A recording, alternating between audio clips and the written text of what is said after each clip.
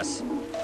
Rīgas ieņemšana, paldies Dievam, nenotika kā tāda ar kaujām. Rīgas liktenis tika izlemts pie Klaipēdas.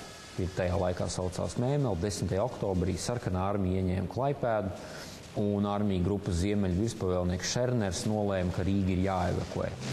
Iznīcināt, nodedzināt Rīgu, tāda ir Hitlera pavēle. Ieņemt pilsētu triecienā, izglābt to, padomju armijas vadības pavēle. Hitlers bija paredzējis vai devis pat Šerneram, ģenerālim, kas visu vadītu armijas grupējumu Rīgu aizstāvēt. Ja? Bet Šerners šito noraidīja, uzskatīja par bezjēdzīgu. Bet ja Šerners būtu pakļāvies Hitleram, tad Rīga būtu nocietināta, un to mēs zinām, kā Königsberga vai šodienas Kaļiņingrāda pēc kā izskatījās. Praktiski viss bija noslaucīts. Būtībā šī Šernera pretošanās Hitleram vai viņa pavēles noraidīšana, teiksim, Rīgu paglāba no noslaucīšanas, no kartes. Древняя Ялгова. Фашисты разрушили ее варварски, дом за домом, kvartāls за kvartālam. Vācijas bruņoto spēku atkāpšanās bija 2-3 stundas, sākot līdz ar tumsas iestāšanos 10-11 vakarā, kad viņi atkāpjās.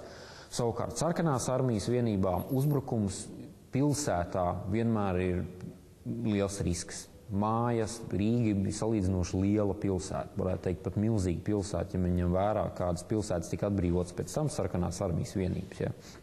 Ne Pleskava, ne Tallina, tur pat tuvu nestāv.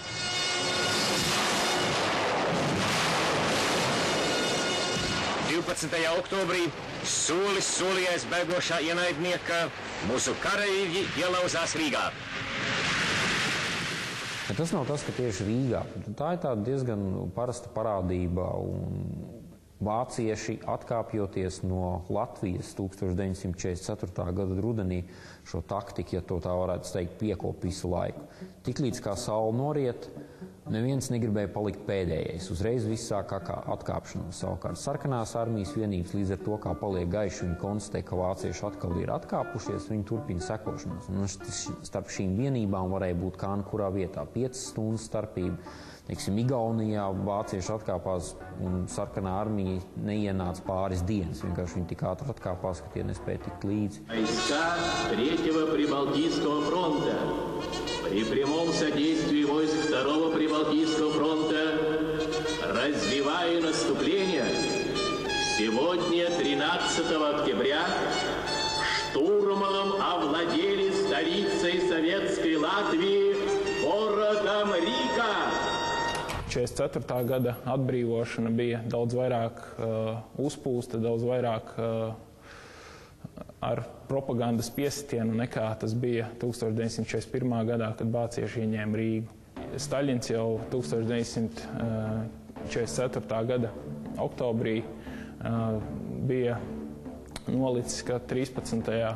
oktobrī ir jāskan salūtam, jāatskan zalvēm Maskavā par godu Rīgas ieņemšanai. Сегодня, 13 октября, в 23 часа, столица нашей Родины, Москва, от имени Родины салютует доблестным войскам 3-го и 2-го Прибалтийских фронтов. Kadros, kur redzam Rīgas atbrīvošanu, ticēt var tikai ļoti nosacīti. It sevišķi, kas ir kino kadros. Tas, kur sākās amfībijas, kas brauc pa ūdeni, tātad šis slavenais trieciens pāri Ķīšezeram, kur bija amfībija bataljons, tas viss ir filmēts pēc tam. Ne gluži pie Ķīšezera, bet jau viņi brauc pa Daugavu, tad viņi brauc arī iekšā jūrā, ir bildes redzams, kur viņi jūras krastā.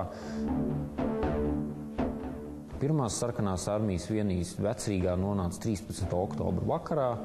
14. oktobrī jau bija atbrīvota, vai sarkanā armija iegāja Pārdaugavā, savukārt filmēšana, un tā ļoti bieži, kas ir redzams arī 130. latviešu strēlnieku korpusa svinīgā ienākšana Rīgā jau notika 16. oktobrī. Tā kopā ar latviešu vārdu dziesmu pa tavu galveno ielu mēs atgriezamies mājās. Pie tam korpusa kaujās piedalījās Daugavas kreisajā krastā, bet, lai būtu svinīgāka ienākšana, viņi nevarēja ienākt no Bauskas, tas neizskrīdos tā pietiek, viņi nevarēja ienākt no austrumiem. Līdz ar to viņi 15. oktobra agrā rītā pie Šķirotavas stacijas saģērbās, nomazgājās, pārģērbās, noskuvās, apgāja apkārt Rīgai un nāca iekšā tā, kā tam vajadzētu būt, pa Brīvības ielu. 16. oktobra rītā, 10:00 viņi arī svinīgi iesoļoja. Kad viņas arī filmēja un notika viss pārējā, teiksim, karogu vilkšana Pārdaugavā un visas šīs te pārējās akcijas.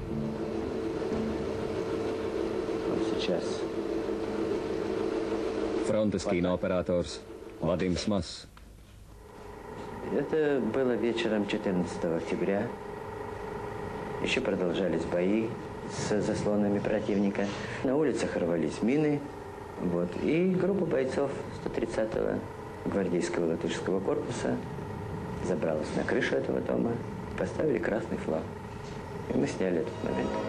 Svarīgi uzvilkt karogu, kurā būtu redzams, ka tā ir Rīga fonā un LPSR karogs. Tātad tas būtu kā latvieši ir atbrīvojuši savu Latviju, nevis PSRS karogs. Ja? Tur ir ļoti, var redzēt arī bildēs un arī tiek filmēts. Tas svarīgi, ka būtu redzams, ka tas LPSR karogs, nevis vienkārši sarkanais karogs kā tāds. Lūk, sīkāk un precīzāk aplūkojot pieejamos tā laika propagandas video materiālus, izrādās, ka atbrīvotāji karogi ir bijuši pat vairāki. Vienā kadrā karogam ir garāks kāds, nākamajā kadrā jau kāds ir īss. Vienā kadrā karogs ir no zīda materiāla, citā jau no vilnas. Pievērsiet uzmanību.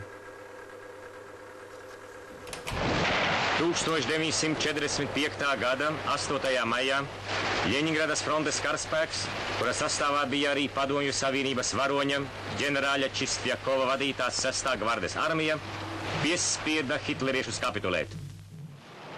Kara uzvarošās beigas un fašisma sagrāve atbrīvotai tautai ir jāparāda par katru cenu.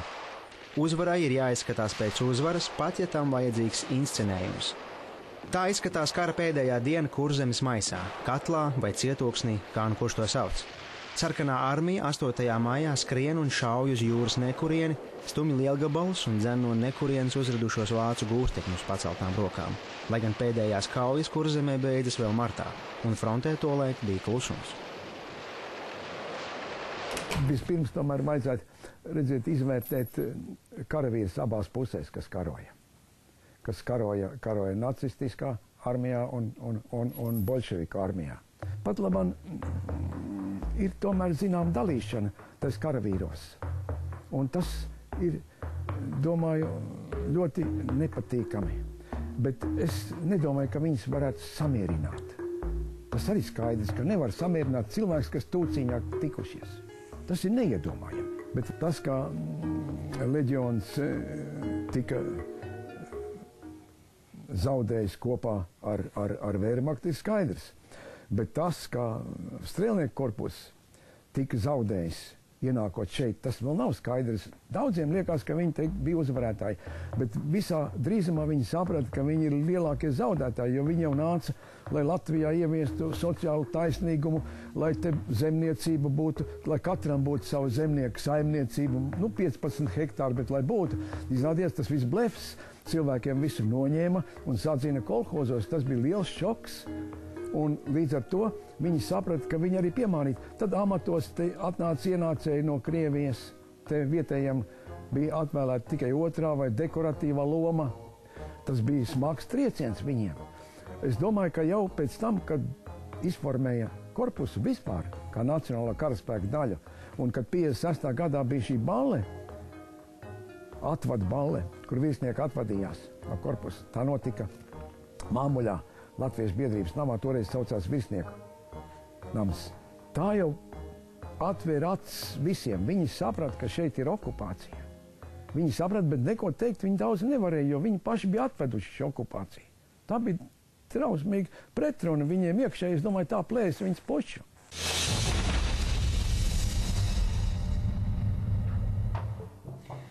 Izrādās, ka visiem atbrīvotājiem, vienalga vai vāciešiem vai krieviem, izrādās tā stratēģija ir bijusi viena un tā pati. Vispirms ir citīgi jāparāda iedzīvotājiem iepriekšējo ienaidnieku atstātais posts.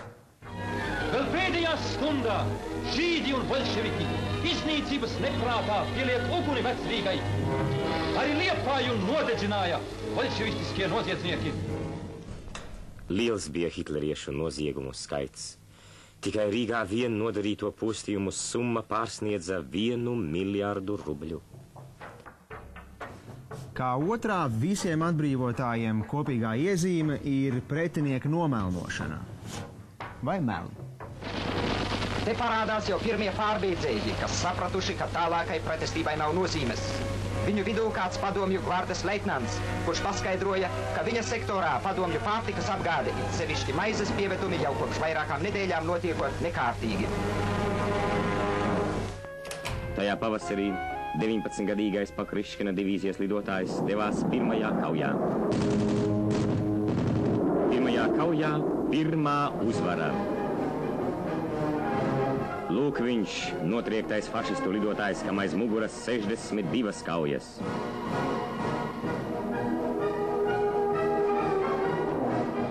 Publiskas izreikināšanās, sodi vai eksekūcijas bija trešā kopīgā iezīme kā vāciešu tā krievu atbrīvotājiem. Ančipānu kalnos, prožektoru gaismā, nobendēja 170 audriņiešu. Viņu vidū bija 51 bērns. Audriņu sāģa nodedzināta, bet iedzīvotāji nošauti. Piekam 30 no tiem nāvissods izpildīts Rezeknes tirgus laukumā. Šeit uz publisko nošaušanu Rezeknes tirgus laukumā veda varonīgos Audriņu ciema iedzīvotājus. Ieduma izpildīšanu uzņēma ar nedalītu piekrītu. Šie vācu fašistiski iebrucēji kāre un slepkavoja tūkstošiem mūsu tautas dēlus un meitas. Mūsu dzimto zemi viņi pārklāja ar veselu karatavu mežu. Tagad nu bendēm pašiem jāsņem karatavu cilta. Iznīkst uz visiem laikiem brūnais fašisma mēris, lai tas nekad vairs nespēja apdraudēt brīvību mīlošās padomju tautas. Vēsture tiek rakstīta pēc viena scenārija. Atbrīvotāji ir tik paredzami. Lai kādi ir bijuši laiki, uzvarētāji atbrīvotāji vienmēr sev cēluši pieminekļus. Par logu izciršanu uz Eiropu impērijas pateicīgā tauta savulaik Rīgā uzcēla pieminekli Pēterim I ar cara Nikolai svētību un klātbūtni. Pirmajā pasaules karā vācu atbrīvotāji uzstutēja līdzatvesto Koka Frici. Stučkas padomju valdība Frici nomainīja ar Kārli Marksu. Vērienīgāko pieminekli atbrīvotājiem paspēja uzsliet vēl padomju vara par tautas brīvprātīgi piespiedu kārtā saziedotiem līdzekļiem vairākos piegājienos. Piemineklim, kam tolaik bija jāpauž atgūtās brīvistības ideja, pateicības alkas armijai uzvarētājai un apbrīna tās varonībai, liekstēls izrādījās nevainīgs bērns. Īstais varbūt arguments bija tas, ka viņš atgādina tādu lidojošu bērniņu, kas varbūt sasaucās ar senājām baznīcas bildēm jeb skulptūrām. Varbūt eņģelis jeb amors.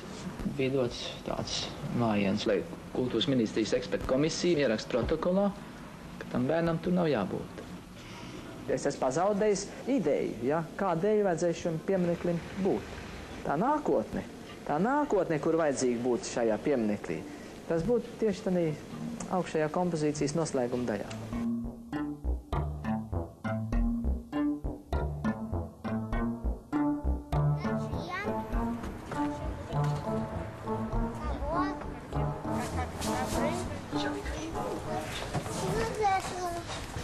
Es atvainojos.